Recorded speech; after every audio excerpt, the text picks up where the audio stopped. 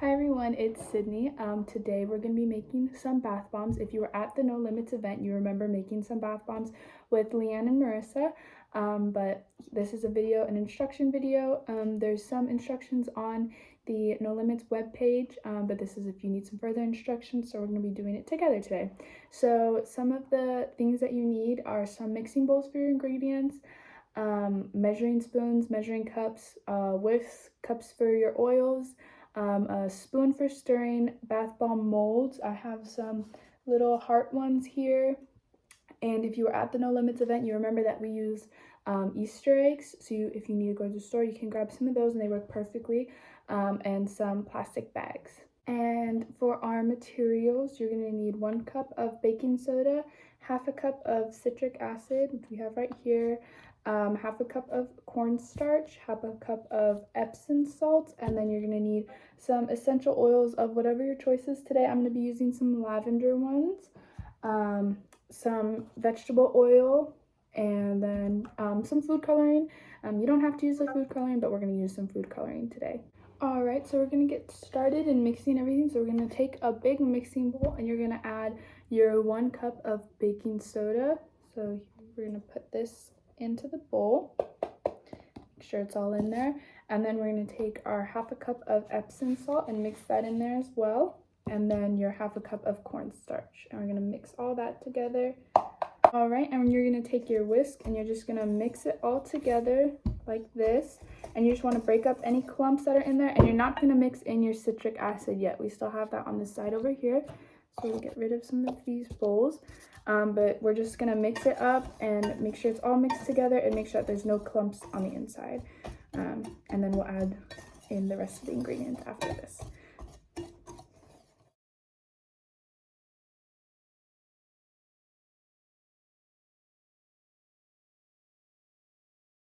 Once your mixture is no longer clumpy or anything, we're going to set that to the side, and we're going to get another bowl to put your oil, your vegetable oil, and then if you wanted your essential oil. So we're going to take 4 tablespoons of oil. So we'll measure that right now, and we're going to pour it into this bowl. You want 1, 2, 3, and 4. I'm going to close this and set it to the side because we're not going to use it anymore.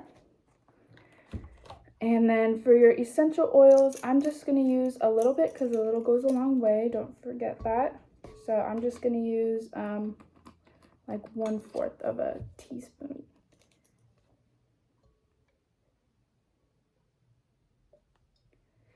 I'm going to put that in.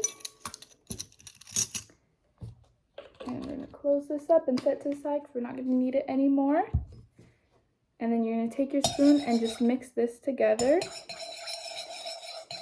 And make sure it's all mixed in. And then we're going to add it to the powder.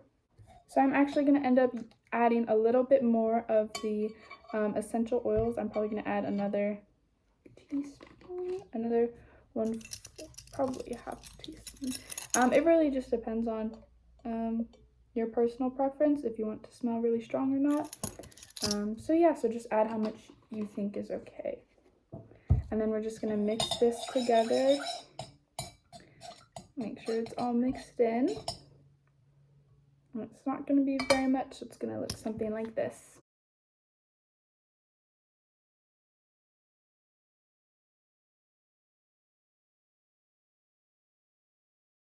This is when we're going to take our powdered mix and we're going to slowly add the powder into the oil mixture. So I'm just going to use the spoon and just add little by little until it's all mixed thoroughly in there. And you can use your whisk to mix it in.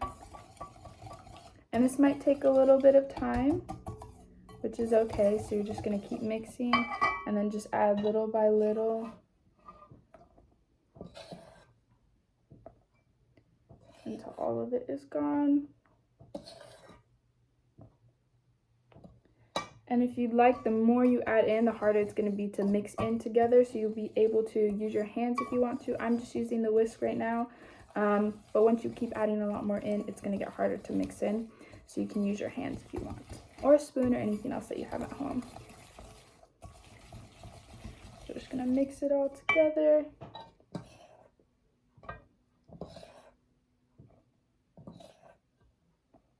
And I'll come back to you guys when everything is finished.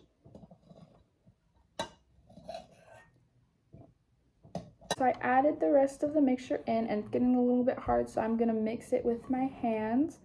And you're going to get sort of this clumpy texture, which is okay. And you just want to make sure that all the baking soda and cornstarch and the Epsom salt is all going to be mixed in with the oil. So you're just going to want to knead it with your hands, or you can use the spoon or whisk. For right now, it's just easier to use my hands, so we're going to be doing that.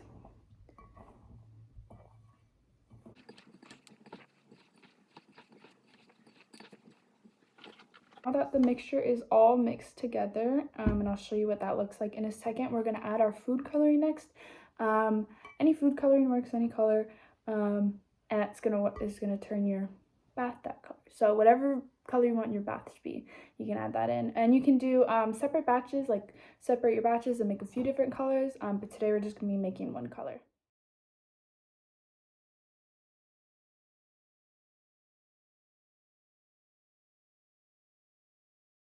So now that everything is mixed together, we're going to be adding some food coloring. I'm just going to add a little bit of red food coloring. Just a couple drops in will do. And then you can either use your hand or a whisk, and you're just going to mix it all together. Using your hands probably works a little bit better, so we're going to do that. And once everything is mixed in, we're going to add the citric acid, and then we're going to start molding it. But you're just going to want to mix everything in until all the color kind of separates and isn't just in little clumps.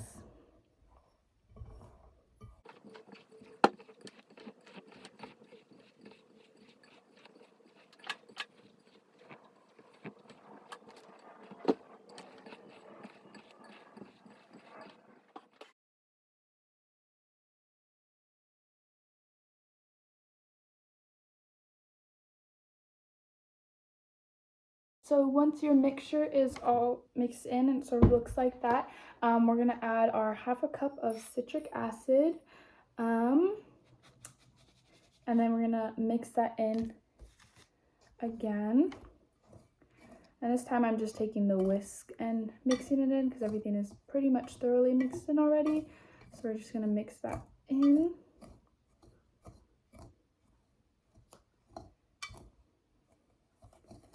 Make sure that's all good and mixed in. If you want, once again, you can use your hands if you would like to. But right now I'm just going to use the, just put a little bit, that's okay. Just going to use the whisk and get it all in there. And then we're going to move on to molding it. So you can either use an Easter egg, some cookie cutouts, anything you have to make your mold. Now that everything is mixed in, we are going to take our mold we're going to take our mixture with our hands, and I have an Easter egg here, and I'm just going to push it into the Easter egg and just sort of push that in until it's pretty full and flat. So there's one half, and then we're going to take the other side and push this one in as well. And this batch is going to be able to make a couple different kinds of bath bombs. So you can use a couple different Easter eggs or some different molds, but it'll be more than just one. And you're going to be able to close this. And then you're going to want to let these dry overnight until they're completely dried. And we also have a little heart mold, so you can go ahead and put some of that in and just kind of flatten it. And you just want to push a lot in there. And for these, if you use a cookie cutter or different molds or anything, I recommend putting them on a tray, just like a cookie sheet or anything, and then just leave them overnight. And then once they're completely dried, you can push them out and you can use them for your bath the next day. Those molds dry overnight. We have some ones that we made yesterday. This one was in the egg mold, and then this one was in the little heart mold. So I'll show you guys how they work. Alright, so here is your bowl of water, or your bath, but we're just going to use a bowl of water. And you just go ahead and put it in, and it should start bubbling. Just like that, and you can go ahead and mix it around and see. There, and then here's the big egg one. And it should look just like that when you take your bath. And they'll start dissolving, and you're able to touch it and everything, and push it around your bathtub and everything. And see, it turns your water, this one was green, so it turns the water green, but if you used a red or a blue or any other color, it's going to turn your bath that color. I hope you guys had fun making the bath bombs. If you want to make bath bombs at any time, just go ahead and watch the video or go to the webpage and look at all the ingredients and the instructions. Have fun, guys!